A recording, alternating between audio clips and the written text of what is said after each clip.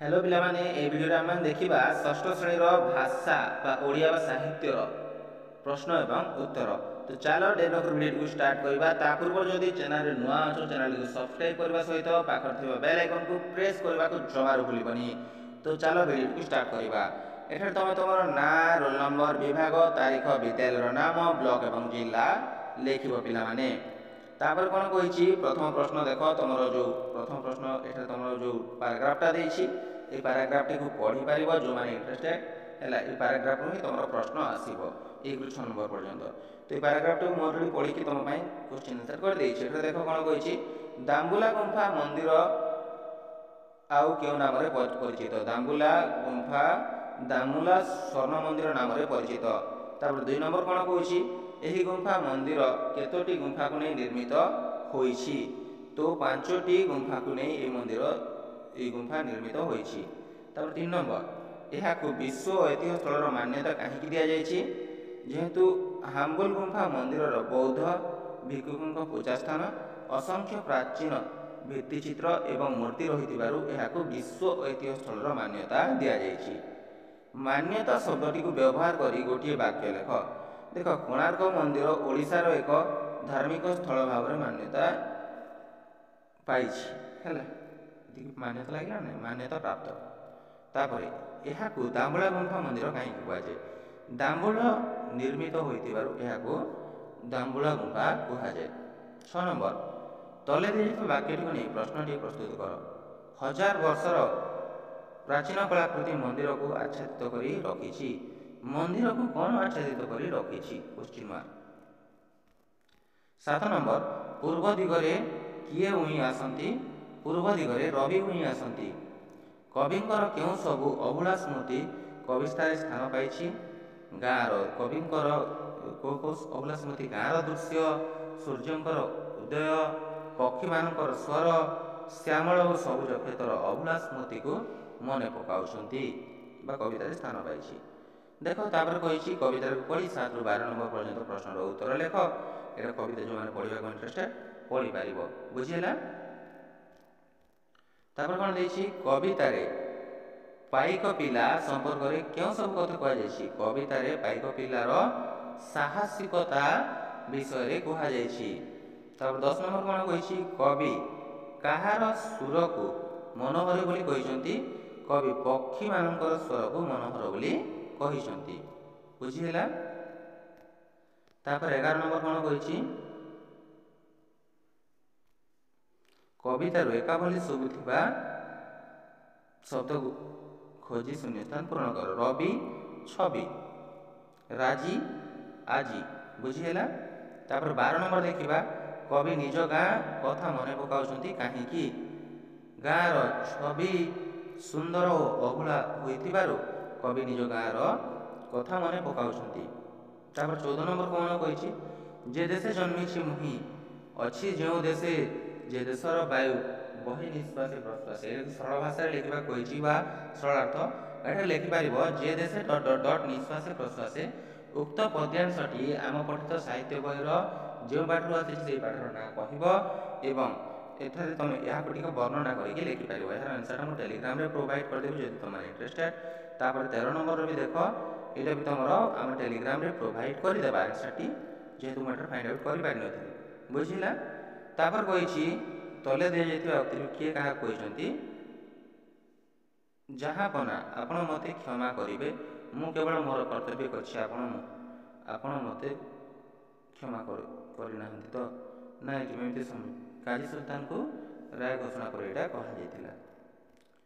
तापर सुख दुख करी आउ 2 जोड़ा शब्द लेख। खाल ढीप कंचा पाचिला बुझीला। तापर पृष्ठभंग शब्दर अर्थ लेख।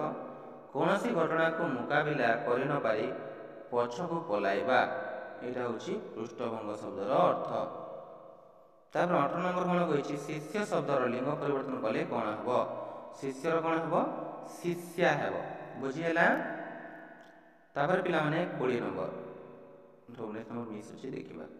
तापर भिन्न जातीय शब्दटी को चिन्हट कर। प्रौढ़ नागरिक बालक युवक नागरिक है। तापर 21 नंबर कृतार्थ शब्दटी लगाई गोटे वाक्य लेख। ତୁମର ଦର୍ଶନ ପାଇଁ ମୁଁ କୃତାର୍ଥ ହୋଇଗଲି, ଦର୍ଶନ ପାଇ ହେଲା। ତାପରେ 22 ନମ୍ବର କ'ଣ କହିଛି, ତଳେ ଦିଆଯାଇଥିବା ବାକ୍ୟଟି ଉପଯୁକ୍ତ ବିରାମ ଚିହ୍ନ ଦେଇ ଲେଖ। ତାଙ୍କୁ ପଚାରିଲି ତମେ ବର୍ତ୍ତମାନ କ'ଣ ଖାଉଛ, ଏଠାରେ କ'ଣ ହେବ? ତାଙ୍କୁ ପଚାରିଲି ତମେ ବର୍ତ୍ତମାନ କ'ଣ ଖାଉଛ, ଏଠାରେ ଏଇ ଉଦ୍ଧୃତ ଚିହ୍ନ ଲାଗିବ ଏବଂ ଏଠାରେ କ୍ୱେଶ୍ଚିନ୍ ମାର୍କ ଲାଗିବ ହେଲା। ଦେଖ 19 ନମ୍ବର ଯୋଉଟା ସେଠାରେ ଛାଡ଼ି ଯାଇଥିଲା, ଠିକ୍ ବନାନଥିବା ଶବ୍ଦଟିକୁ ବାଛିକି ଲେଖ। ଭାସ୍କର୍ଯ୍ୟ ଭାସ୍କର୍ଯ୍ୟ ଭାସ୍କର୍ଯ୍ୟ ଭାସ୍କର୍ଯ୍ୟ କେଉଁଟା ଠିକ୍ ଅଛି? ତ ଭାସ୍କର୍ଯ୍ୟ ଏଇଟା କେଉଁଟା ପିଲାମାନେ? ତମର ଅପସନ୍ ଘର ଏଇଟା ଠିକ୍ ଅଛି, ବୁଝି ହେଲା। ତାପରେ ଆମେ ଆସିବା 23 ନମ୍ବର ଦେଖିବା। ରେଖାଙ୍କିତ ଶବ୍ଦ ପରିବର୍ତ୍ତେ ସର୍ବନାମ ପଦ ଲଗାଇ ବାକ୍ୟଟିକୁ ପୁଣି ଥରେ ଲେଖ। ରାମ ଭାରି ଚତୁର ଓ କୁଶଳୀ, ତ ଏଇଟା କ'ଣ ହେବ? ସେ ଭାରି ଚତୁର ଓ କୁଶଳୀ, ରାମ ଜାଗାରେ ସେ ଲାଗିବ। ତାପରେ ଦେଇଛି ତଳେ ଦିଆଯାଇଥିବା ବାକ୍ୟଟିକୁ ନାସ୍ତିବାଚକରେ ପରିବର୍ତ୍ତନ କରି ଲେଖ। ସମସ୍ତେ ସୁରଭିକୁ ଶ୍ରଦ୍ଧା କରନ୍ତି, କେହି ସୁରଭିକୁ ଶ୍ରଦ୍ଧା କରନ୍ତି ନାହିଁ, ଏଇଟା ହେବ ଏହାର ନାସ୍ତିବାଚକ, ବୁଝି ହେଲା। ତାପରେ 25 ନମ୍ବର, ଯେପରି ପିଲାମାନେ କ୍ଷୁଦ୍ରରୁ କ୍ଷୁଦ୍ରତର କ୍ଷୁଦ୍ରତମ, ସେହିପରି ପ୍ରିୟରୁ କ'ଣ ହେବ? ପ୍ରିୟତର ଏବଂ ପ୍ରିୟତମ, ବୁଝି ହେଲା। ବୃହତ୍ତର ବୃହତ୍ତର ଏବଂ ବୃହତ୍ତମ ହେବ ଏଇଟା, ବୁଝି ହେଲା। ତାପରେ 26 ନମ୍ବର, ସମାନ ଅର୍ଥ ବୁଝାଉଥିବା ଆଉ ଗୋଟେ ଶବ୍ଦ ଲେଖ। ଧରା, ଧରାର କ'ଣ କ'ଣ ଲେଖିପାରିବ? ଧରଣୀ, ବସୁଧା, ଧରିତ୍ରୀ, ବସୁନ୍ଧରା, ଯାହା ବି ଗୋଟେ ଲେଖିପାରିବ ହେଲା। ତାପରେ 27 ନମ୍ବରକୁ ଦେଖିବା। 27 ନମ୍ବର କ'ଣ କହିଛି? ଫକୀରମୋହନ ସେନାପତିଙ୍କୁ ବ୍ୟାସକବି କୁହାଯାଏ। ତଳେ ଦିଆଯାଇଥିବା ବାକ୍ୟଟିକୁ ନେଇ ପ୍ରଶ୍ନଟିଏ ପ୍ରସ୍ତୁତ କର। କାହାକୁ ବ୍ୟାସକବି କୁହାଯାଏ, ବୁଝି ହେଲା। ତାପରେ 28 ନମ୍ବର ଦେଖିବା। 28 ନମ୍ବର କ'ଣ କହିଛି? ଏକ ପଦରେ ପ୍ରକାଶ କର। ଯିଏ କୃଷି କାର୍ଯ୍ୟ କରନ୍ତି କୃଷକ, ଯିଏ ସମାଜ ସେବା କରନ୍ତି ସେ ସମାଜସେବୀ। ତାପରେ 29 ନମ୍ବର ଦେଖିବା। 60ରୁ 80 ଶବ୍ଦ ମଧ୍ୟରେ ଅନୁଚ୍ଛେଦଟି ଲେଖ। ଆମ ବିଦ୍ୟାଳୟରେ ସାଧାରଣତନ୍ତ୍ର ଦିବସ କିମ୍ବା ମୋ ପ୍ରିୟ ଖେଳ, ଯେକୌଣସି ଗୋଟିଏ ବିଷୟରେ ତୁମେ ଗୋଟେ ଅନୁଚ୍ଛେଦ ଲେଖିପାରିବ। ଯଦି ଲେଖିପାରିବନି ମୋତେ କମେଣ୍ଟ କରିବ, ମୁଁ ଟେଲିଗ୍ରାମରେ ଏହାର ଆନ୍ସର ବି ପ୍ରୋଭାଇଡ଼ କରିଦେବି। ତାପରେ 30 ନମ୍ବର କ'ଣ କହିଛି? ତୁମ ବଡ଼ ଭଉଣୀଙ୍କ ବିଭାଘର ନିମନ୍ତେ 2 ଦିନର ଛୁଟି ମଞ୍ଜୁର ପାଇଁ ପ୍ରଧାନ ଶିକ୍ଷକ ନିକଟକୁ ଦରଖାସ୍ତ ଲେଖ। ଏଠାରେ ଲେଖିବ ମାନନୀୟ, ତ ଅଲରେଡ଼ି ଲେଖା ହେଇଛି ଶ୍ରୀଯୁକ୍ତ ପ୍ରଧାନ ଶିକ୍ଷକ ତମ ସ୍କୁଲର ନାଁ, ତାପରେ ଲେଖିବ।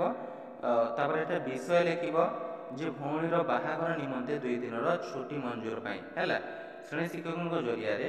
ତାପରେ ଲେଖିବ ମହାଶୟ, ଲେଖି ଜଣାଇବାର କାରଣ ଏମନ୍ତ କି ଯେ ମୋ ବଡ଼ ଭଉଣୀର ବିଭାଘର ଏତିକି ତାରିଖରୁ ଏତିକି ତାରିଖ ପର୍ଯ୍ୟନ୍ତ ରହିଛି ଏବଂ ଏଥିରେ ମୁଁ ଯୋଗ ଦେଇ ମୋ ପରିବାର ବା ବାପା ମାଆଙ୍କର କି ସାହାଯ୍ୟ କରିବି, କାର୍ଯ୍ୟରେ ସାହାଯ୍ୟ କରିବି ବିଭାଘର କାର୍ଯ୍ୟରେ।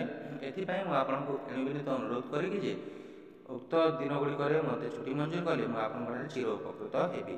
ଏଠାରେ ତୁମେ ତୁମର ନାଁ ଲେଖିବ ଏବଂ ତୁମ ଶ୍ରେଣୀର ନାଁ ଲେଖିବ ଏବଂ ଏଠାରେ ତୁମର ସ୍ଥାନ ଏବଂ ତାରିଖ ଲେଖିବ। ତ ପିଲାମାନେ, ଏଇଟା ଥିଲା ତୁମର 6ଠ ଶ୍ରେଣୀ ସାହିତ୍ୟର ସମସ୍ତ ପ୍ରଶ୍ନର ଉତ୍ତର, ଯାହାକି ଭିଡ଼ିଓରେ ମୁଁ ପ୍ରୋଭାଇଡ଼ କରିଦେଲି। ଏବଂ ଯେଉଁଟା ଛାଡ଼ିଯାଇଛି ଯେଉଁ ପ୍ରଶ୍ନର ଉତ୍ତର ଗୁଡ଼ିକ ସେଇଟା ମୁଁ ଟେଲିଗ୍ରାମରେ ପ୍ରୋଭାଇଡ଼ କରିଦେବି, ତ ଟେଲିଗ୍ରାମ ଚ୍ୟାନେଲ୍ ନିହାତି ଜଏନ୍ କର। ଦେଖା ହେବ ପିଲାମାନେ ଯଥାଶୀଘ୍ର ନୂଆ ଭିଡ଼ିଓରେ, ସେତେବେଳେ ପର୍ଯ୍ୟନ୍ତ ମୋତେ ବିଦାୟ ଦିଅନ୍ତୁ। Thank you for watching. ଚ୍ୟାନେଲଟିକୁ ସବସ୍କ୍ରାଇବ୍ କରିଦେବ।